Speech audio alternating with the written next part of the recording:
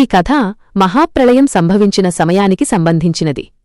అప్పుడు భూమి లేదు, ఆకాశం లేదు, దిక్కులు లేవు, కాలం కూడా లేదు. అంతటా కేవలం అగాధమైన జలం మరియు నిశ్శబ్దం మాత్రమే ఆవరించి ఉన్నాయి. ఆ వినాశనంలో కూడా ఒకే ఒక్కరు సజీవంగా ఉన్నారు. ఆయనే మార్కండేయ మహర్షి.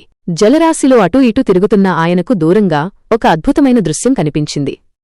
అనంతమైన జలాల మధ్య ఒక మర్రి ఆకు, వటపత్రం తేలుతూ ఉంది.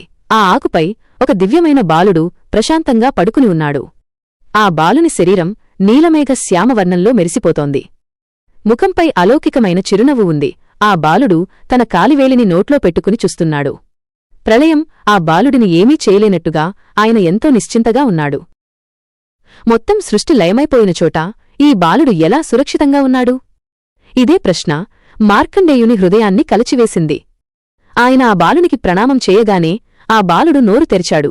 మరుక్షణమే మార్కండేయుడు ఆ బాలుని నోటిలోపలికి లాగబడ్డారు. బాలుని కడుపులోపల ఆయనకు బయట నశించిపోయిన అదే సృష్టి కనిపించింది. సూర్యుడు, చంద్రుడు, లోకాలు, పర్వతాలు, సముద్రాలు మరియు కాలం. భయం మరియు ఆశ్చర్యంతో ఆయన అంతరాత్మ వణికిపోయింది. మరుక్షణమే ఆయన తిరిగి బయటకు వచ్చారు. ఆ బాలుడు మునుపటిలాగే మర్రి ఆకుపై చిరునవ్వులు చిందిస్తూ కనిపించాడు. అప్పుడు ఆ బాలుడు ఇలా అన్నాడు: సృష్టి నా నుండే ఉద్భవిస్తుంది, నాలోనే ఉంటుంది మరియు చివరకు నాలోనే లీనమవుతుంది. అప్పుడు మార్కండేయుడు అర్థం చేసుకున్నారు. ఆ బాలుడు సామాన్యుడు కాదు, సాక్షాత్తూ ఆ వటపత్రసాయి శ్రీమన్నారాయణుడే అని.